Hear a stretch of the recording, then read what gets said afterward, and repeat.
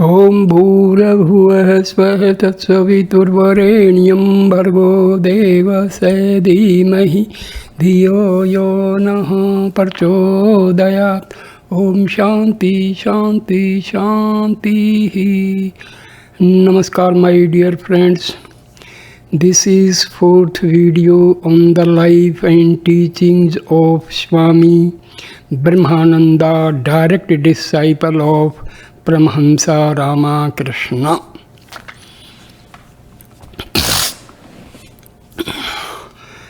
The last part of the third video was the liberation of a pret, a ghost. Now the fourth video starts. During his stay at Lake Kusum, Maharaj had the habit of rising at midnight and spending the rest of the night in meditation.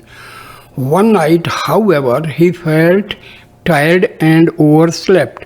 After a while, someone gave him a push and aroused him. At first he thought that this must be Swami Turiyananda. Then he saw a luminous figure in the dress of a Vaishnava saint standing beside him and counting his beads. After this, the figure appeared almost every night at midnight and joined him in his meditation. Later, in describing this incident to his disciples, Maharaj remarked, "Many holy men, after leaving the physical body, live in subtle spiritual bodies and help earnest religious aspirants in different ways."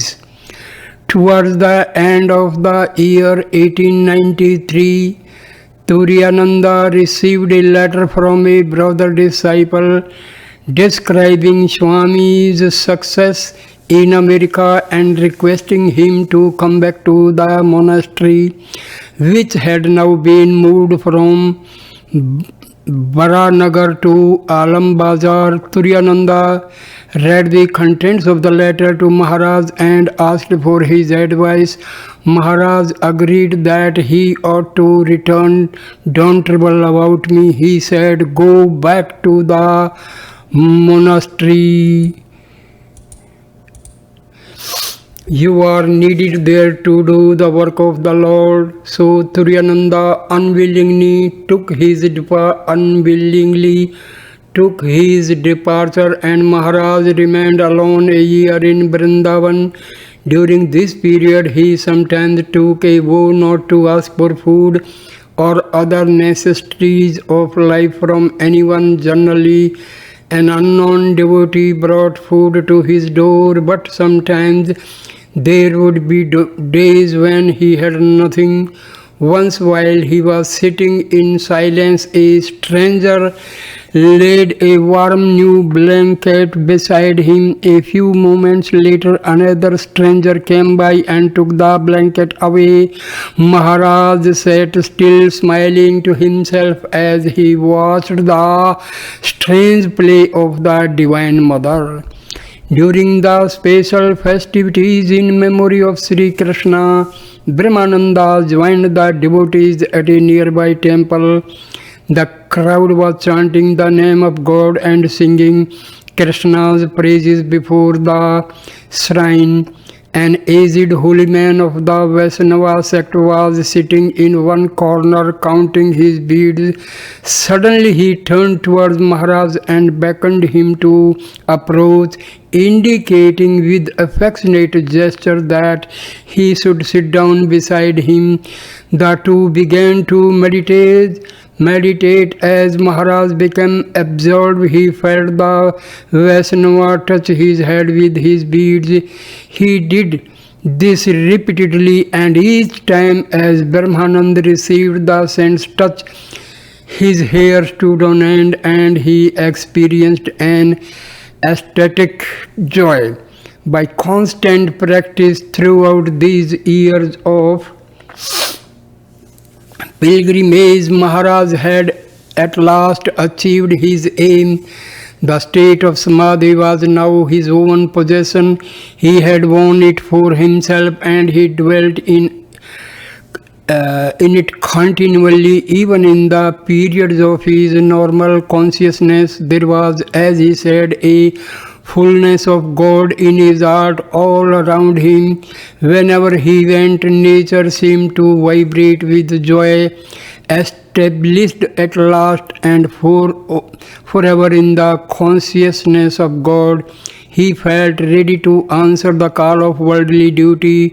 On one day, quite suddenly, he left for Calcutta carrying that heavenly joy within his heart.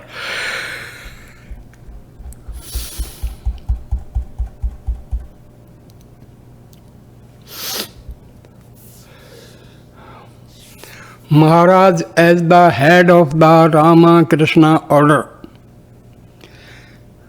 The return of Maharaj to Calcutta created stir amongst his brother disciples. His presence brought to them a new upsurge of spiritual joy. One day he told Swami Premananda, I was very happy in Vrindavan, but I left the holy city to come and live in the monastery. Here I want to serve my brothers and mankind. Our master Sri Ramakrishna was the embodiment of supreme love and devotion, so that our own lives must be such that people all over the world, burdened by earthly sufferings and miscreants, may learn to take his holy name and in him find rest and peace.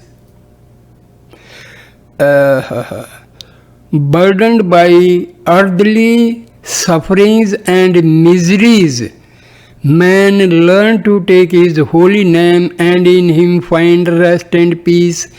When Swami, who was still in America, heard of Brahmananda's return to Calcutta, he felt relieved of any further anxiety regarding the conduct of the Ramakrishna order in India. His letters to Maharaj were full of the spirit of universal service, and Maharaj in his turn would inspire his brother disciples with the same ideal. All felt an unbounded confidence in Swamiji and Maharaj, but the love of these two for each other was so deep and so spiritual that no one else could fully understand it. 2 years after Brahmananda's return from Vrindavan, Swamiji came back from America. A public reception was prepared for him at a house in Calcutta, and Maharaj himself was the first to welcome his brother, placing a garland of flowers around his neck. Swamiji in his turn touched the feet of Maharaj, quoting a saying from the scriptures, "The son of a Guru is to be regarded as the Guru himself," meaning that Brahmananda was the spiritual son of Sri Ramakrishna. Smiling sweetly, Maharaj touched his feet and returned the compliment with another quotation, "One's elder brother is to be respected like one's father." Swamiji was then taken to the Alam Bazar monastery. Here he placed in Brahmananda's hands all the money which American devotees had subscribed towards the Indian mission. All this time he said, "I have been acting as a trustee. It is a relief to give this back to its real owner, our Raja." The natures of the two friends were widely dissimilar and yet in a sense complementary. In the words of Sri Ramakrishna, Narayan dwells in the realm of absolute, the impersonal. He is like a sharp drawn sword of discrimination. Rakhal dwells in the realm of God, the sweet one, the repository of all blessed qualities. He is like a child on the lap of his mother, completely surrendering himself to her in every way. Vivekananda was like the flaming fire, the midday sun burning up all evil and impurity. Brahmananda was like a soft cool light soothing the aching heart. Vivekananda was like the deep and restless ocean, always eager to do the work of the spirit, always fighting against ignorance and superstition. Brahmananda was like the blue sky, vast and patient in spirit, patient in spirit. The manner of his working was inward and silent. Vivekananda laid the foundation for the spiritual undertaking entrusted to him by his master. Brahmananda built the edifice. Vivekananda, with his dynamic, aggressive personality, could wake a man from the sleep of ignorance. Brahmananda, with his characteristic serenity, could show him the way to mold his life in God. Each paid memorable tribute to the other.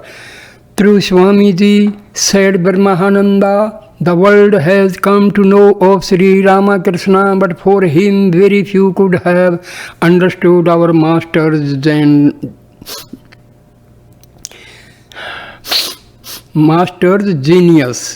And in the words of Swamiji, Raja is the greatest treasure house of spirituality. Once a European devotee came to visit Swamiji in the monastery, wishing to have his spiritual problems solved. Swamiji sent him to Maharaj, saying, "There you will find a dynamo working and we are all under him." After talking to Maharaj, the devotee expressed his gratitude and told Swamiji that all his doubts had been removed. Swami Sardananda rightly remarks, if Swami Vivekananda was loved and cherished by the master as the means by which his spiritual mission was to be proclaimed to the world, Swami Brahmananda was no less valued by him as the future head of his organization. We have already described how, before visiting America, Swamiji had spent more than 2 years as a wandering monk, traveling the length and breadth of India. It was at this time that he came to understand the inner source of his country's strength, for he saw how the masses, in spite of their miserable poverty and lack of education, with all their evils accompanying, still held fast to the ancient ideals of religious life. Swamiji's heart thrilled with pride in his country's spiritual greatness and bled for its material distress. When he came to the West, he found the picture exactly reversed. On the one hand, physical comfort, material prosperity, high standards of education, all the achievements of the human intellect. On the other hand, spiritual poverty and a failure to understand life's only purpose, the unfoldment of the God within man. He saw, in short, that the West had failed to accept wholeheartedly the ideals of Jesus Christ, the perfect civilization. Swamiji realized consist in blending and harmonizing the genius of the East with that of the West, expressed philosophically. It is the blending of the active with the contemplative life. When Swamiji returned to India, he talked to his brother disciples, giving a new expression to the ideals for which Sri Ramakrishna had stood. It is not enough, he said, to devote your entire life to the realization of God for yourself alone. You must also live for the good of all, for the happiness of all. Swamiji wished his brothers to combine the contemplative life with the life of service to mankind. Brahmananda was the first to recognize the depth and scope of Swamiji's ideals, and he gave them his full support.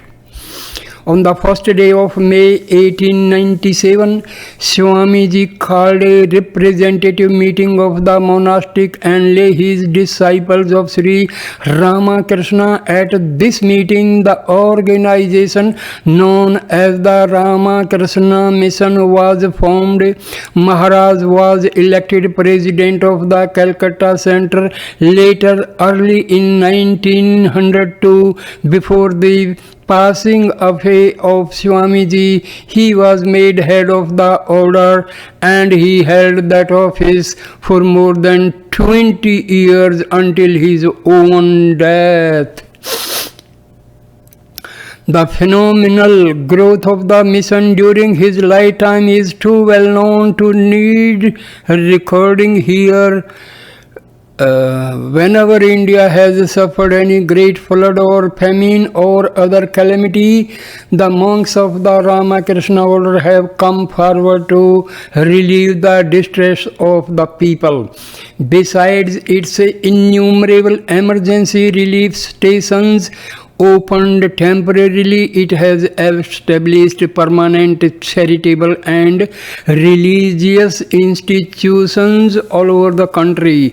Preaching centers and monasteries have also been opened in Europe and in North and South America. At the beginning of 1899, the permanent headquarters of the mission were established at Belur on the Ganges, now well known as the Belur Mutt.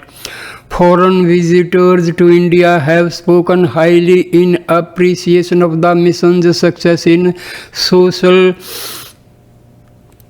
science to the monks of the order. However, such success can be only of secondary importance. Maharaj always insisted on this. The one purpose of life is to know God, plunge deep into the sea of bliss and become immortals, attain knowledge and devotion, then serve God in mankind. Work is not the end of life. Disinterested work is a means of attaining devotion. Meditate and dive deep within. Know that God alone is real. Keep at least 3/4 of your mind in God. It is enough if you give 1/4 to service, work and worship. A young disciple of Swamiji, inspired by his ideals of renunciation and service, devoted himself to nursing the sick and helping the poor. From a very humble beginning, his work grew into a huge organization. For many years, this disciple was the head of one of the largest homes of service in India under the Ramakrishna Mission. But when Maharaj saw that his work was becoming more important to him than his spiritual life, he relieved him of his post, inspired him with the ideal of realizing God, and sent him away to live a life of exclusive meditation. To quote Maharaj again, yes, you must work, but I insist that you devote yourselves to spiritual practices and meditation. Even though I may not ask you to work, your nature will force you to work. It is difficult to engage the mind in contemplation of God, but you are monks. Therefore, work must not be the sole purpose of your lives. At one time, a millionaire who had lost his wife came to the monastery and said he wished to renounce the world and give all his wealth to the Ramakrishna Mission. Swami Paramananda reported this to Maharaj, who folded his hands and said gently, "Brother, a worldly man who associates with a holy man like yourself naturally becomes inspired by the ideal of renunciation. Shall we in our turn become a worldly because we have met a worldly man?" Maharaj refused to accept the money because he knew very well that the millionaire would later regret his offer, being as he was very much attached to his wealth. In the same way, he refused to accept a gift of real estate, knowing that the emotion which prompted the offer was merely temporary. He realized that the work of the mission could not prosper unless it was founded on a firm spiritual basis. Maharaj was more interested in the spiritual growth of his disciples than in their efficiency. He once reprimanded a senior disciple who had been put in charge of a younger brother, saying, "Did I send this young boy to you to make a good clerk out of him?" On another occasion, when a senior disciple of Swamiji was taking one of the younger disciples to task for negligence in some duty, Maharaj overheard the conversation and told him, "Of course it is wrong if this young man neglects his allotted duty. You have the right to scold him for that, but tell me, do you ever inquire if he is doing his duty to himself? Do you ask him if he is meditating regularly, or if he has any difficulties in his progress towards God? Is the work of the mission more important to you than this boy's spiritual growth?" While it is true that Maharaj held the ideal of selfless service of serving God in man to be a form of worship, he also pointed out that without the practice of meditation, it is hard to do work as worship, and that it is utterly impossible to annihilate the ego simply by actions, however selfless they may be. We must act, but we must also try by our meditation to merge the ego in God. Jesus said, "Love thy neighbor as thyself," but to really love mankind, an aspirant must also learn to love God with all his heart, his soul, and his mind. Maharaj once told me, "My boy, devote yourself to spiritual practices, attain knowledge and devotion, then you will see how your heart will overflow with the love and sympathy for mankind. You will also find out how unnecessary is man's suffering, carrying as he does this mine of bliss within himself. Maharaj kept a watchful eye on the progress of the order. He turned towards God and directed our actions and the activities of the mission towards the interacting of minor strength, which alone can benefit mankind physically, morally, and spiritually. When young men of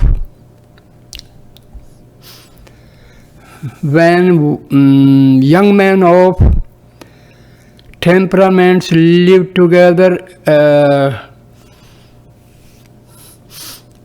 when young men of different temperaments live together, it is only natural that misunderstandings will arrive from time to time, no matter how much their common ideal may be. In one of the monasteries connected with a home of service, there were a number of young untrained members newly arrived from school and college. When they had been together a while, their old tendencies began to reassert themselves. They found new rival groups and started to quarrel. Senior Swami of the order went to investigate. After questioning everybody, he soon found out who were the ringleaders. He then wrote to Swami Brahmananda telling him that some of those boys were unfit for monastic life and should be expelled. Maharaj replied, "Don't do anything, I am coming to see for myself." When Maharaj arrived, he asked no question. He lived quietly in the monastery, insisting only on one thing, that all the boys should meditate regularly in his presence. Then he began to instruct them, making no distinction between the good and the bad. Gradually, the whole atmosphere of the place improved. The boys forgot their quarrels because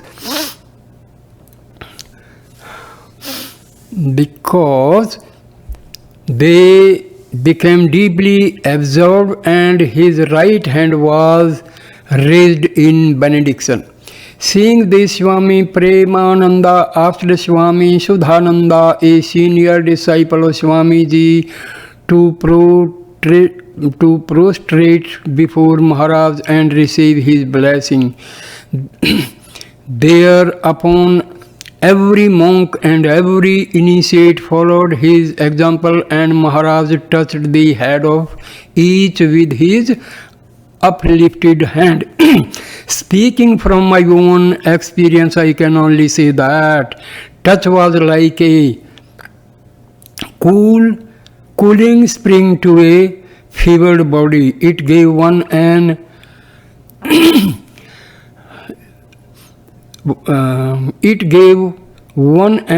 inner exaltation which could be felt but not described. All our troubles were forgotten and our hearts were full of love. Keep your mind as high as the mountains, Maharaj told a disciple whom he was sending to a monastery in the Himalayas. He himself lived always in an exalted state of consciousness which subtly transformed the lives and characters of those around him. If the spiritual life is intensified, the outer life will adjust itself automatically. This principle applies equally to the life of an organization. Maharaj was once asked to make some new rules for guidance of the young monks. He replied, "Swamiji has already made our rules for us. We do not need to add any new ones. Add more love, attain more devotion, and help others to move toward the ideal of God." At the network of monasteries and homes of service spread over India, Maharaj began to visit them. I even know what is doing in America. Maharaj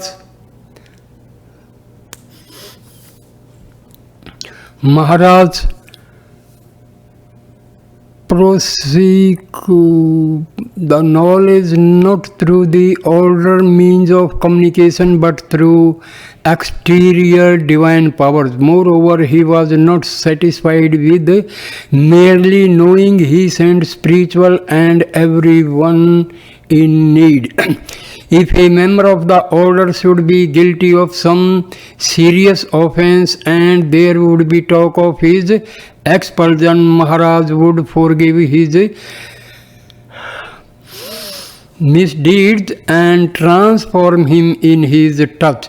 He used to say, "The sins of many births can be wiped out in one moment by one glance from the gracious eye of God." Once he said to me, "What is morality? If one acquires devotion to God, morality and purity will follow, without one even trying to be moral or pure.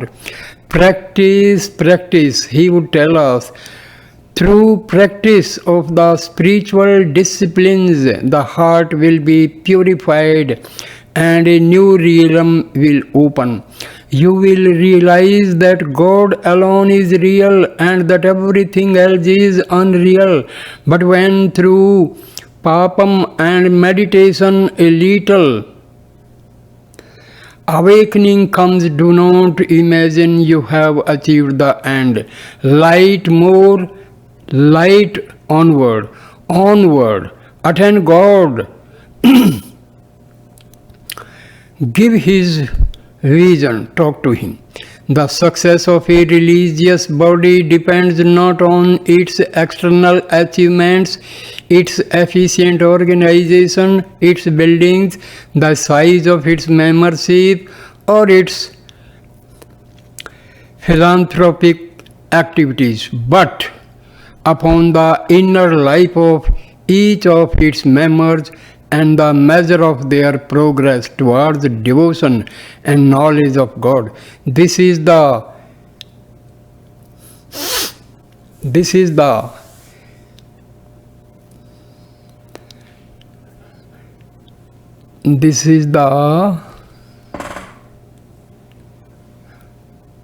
input of Maharaj as head of the order, impressed incredibly upon our minds.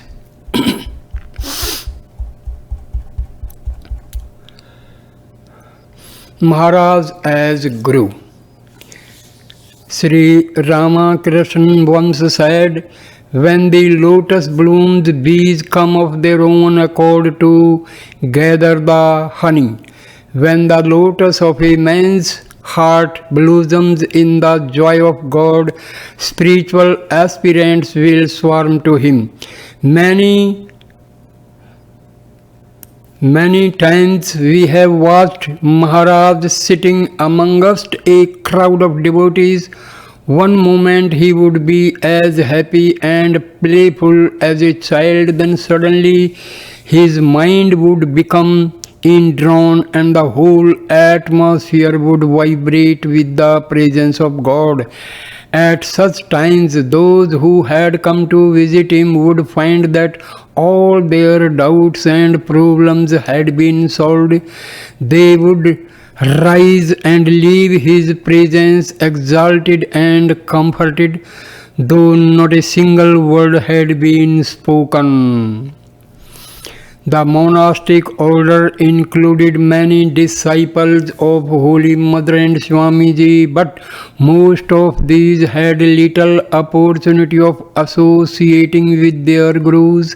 Swamiji passed away in 1902, and because Holy Mother did not live at the monastery, she instructed her disciples to follow the disciplines prescribed by Maharaj. Maharaj himself also accepted disciples, but at first he was very particular.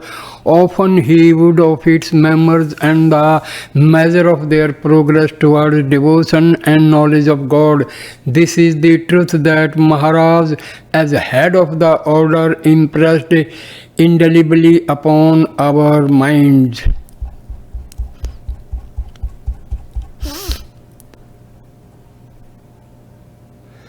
A deep impression upon Maharaj. After this, he initiated many more disciples. Once, while Maharaj and Swami Turiyananda were in Vrindavan, a young boy, later Swami Ambikananda, came to visit them. The boy knew Turiyananda already and would talk to him for hours, but he was shy of Maharaj, whom he regarded as very serious and austere.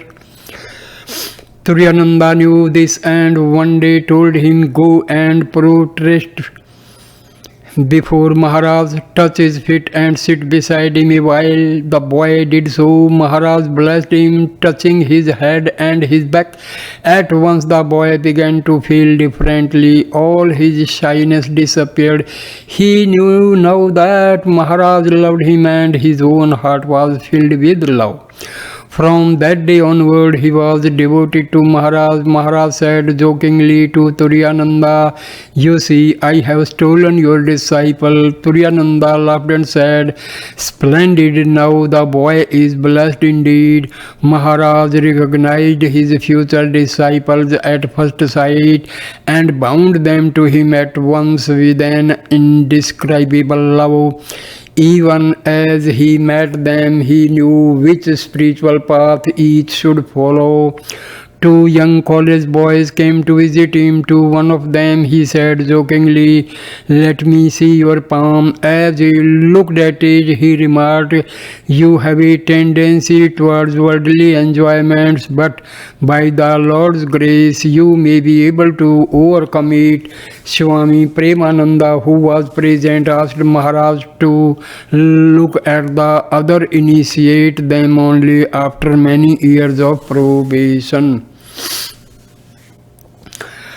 During the ceremony of initiation, he would be filled with an ecstasy of love, and the disciple would feel an extraordinary sense of the divine presence.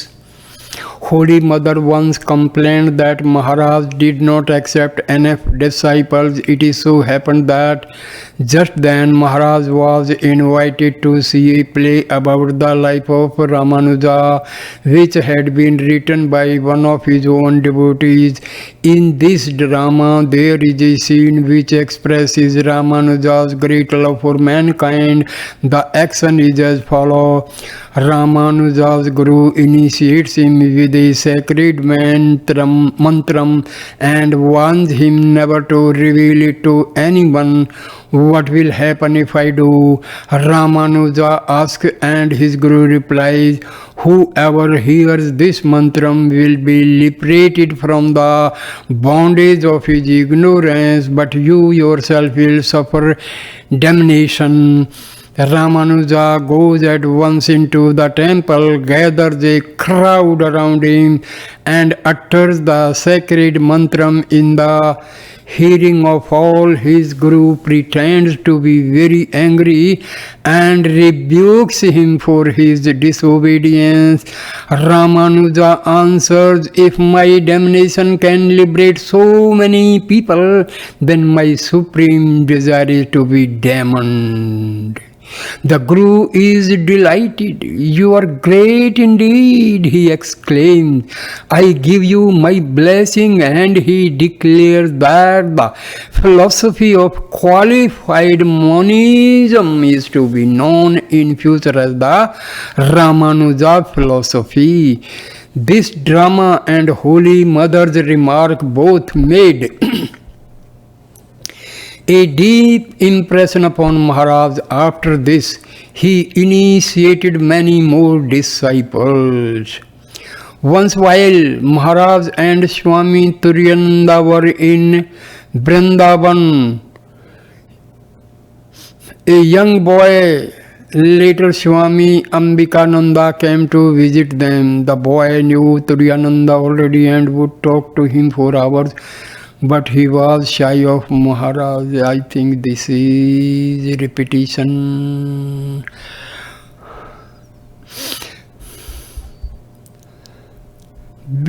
Okay. Maharaj recognized his future disciples at first sight and bound them to him at once. This is already Swami Premananda, who was present, asked Maharaj to look at the other boys, and he replied smiling, "I don't need to." Hearing this, the other boy, who was later to be known as Swami Yatiswarananda, felt sad. He thought, "My friend has some chance of becoming a monk, but I have none." A few days later, he came alone to visit Maharaj at the Belur monastery.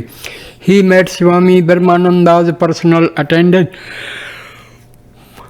who told him Maharaj said that you would become a monk, and indeed he did. A few years later he became a monk, while the other boy married but remained a devotee.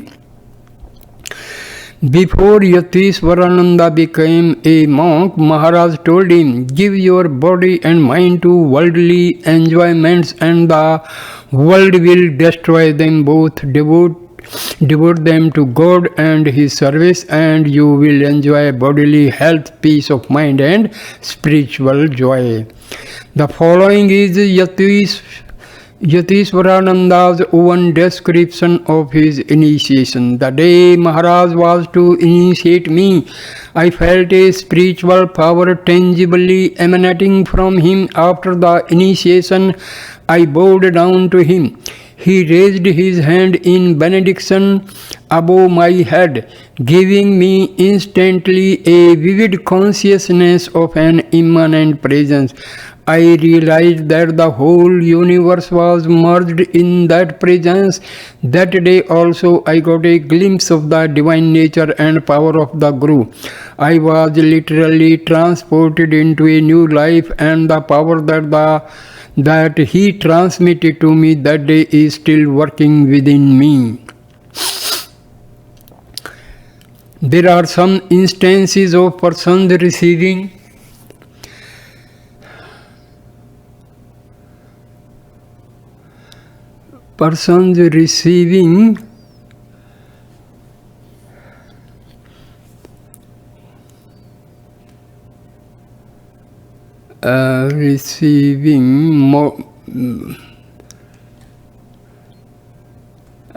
atheist who became a disciple of Sri Ramakrishna tells the following story about Brahmananda's extraordinary power. Compared to myself, Rakhal is only a young lad. I know that Sri Ramakrishna regarded him as his spiritual son, but that is not the only reason why I feel such a deep reverence for him. Once while I was seriously ill, I found that I had lost my faith in Sri Ramakrishna. My heart felt dry. Many of the brother disciples came to see me, and I told them about the unhappy state of my mind, but they only kept silent. Then one day Rakhal came. He asked me how I felt, and I described the dryness and lack of devotion from which I was suffering. Rakhal listened attentively. Then he laughed aloud. "Why worry about it?" he asked me. The waves of the ocean rise high, then they go down again, and again they rise. The mind is like that. But please do not be troubled. Your present mood is due to the fact that you are about to rise to a much higher level of spirituality. The wave of the mind is gathering strength. When he left me, all the dryness in my heart had gone. My faith had returned, and my mind rose to a higher level than ever before. Although Maharaj initiated me while I was still a college student, I had no intention of entering the order. However, during one Christmas vacation, I went to live for a few days at the monastery. Swami Shuddhananda, a disciple of Swamiji, used to urge me to become a monk, but I would argue with him. I thought the monastic life was lazy. I wanted to devote myself to political activities, believing that India must be freed from the domination of the British. An old man who was also a guest at the monastery used to be present during these arguments. Swami Shuddhananda could never convince me. One morning, as usual, I went to prostrate before Maharaj.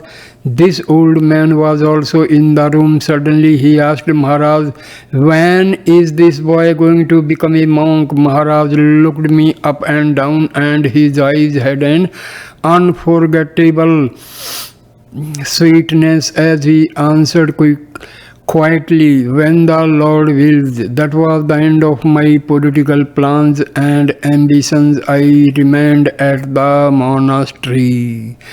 My own case was not exceptional. Many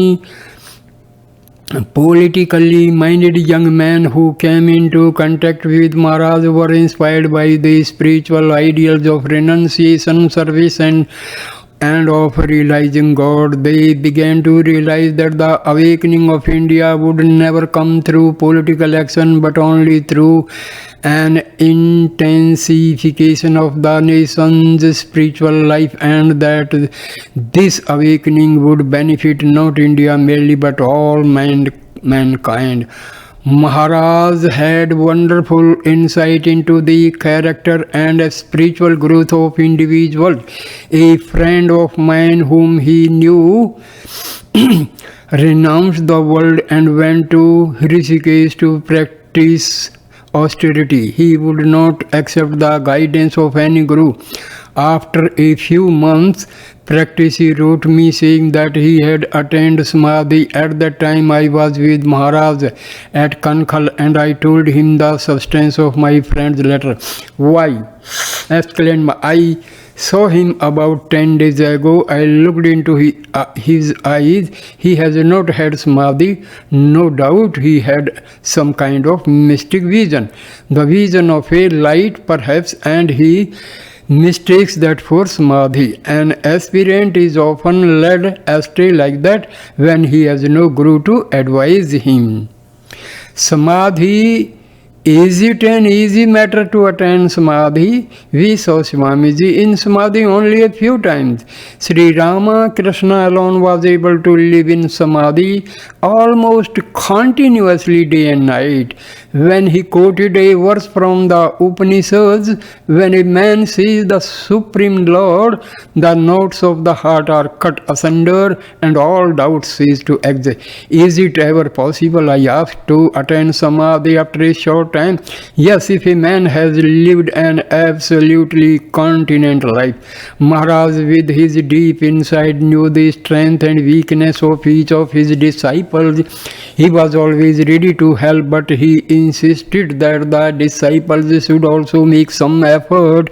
Once I asked him to free my mind from lust. I could do that for you, he replied, but then, my child, you would lose all the joy of struggle. Life would seem insipid. So I end this video here, my dear friends. Thank you for watching and listening this video with patience. Thank you so much. Please like, comment and share the video and subscribe the channel. Thank you, my dear friends. Namaskar. Namaskar.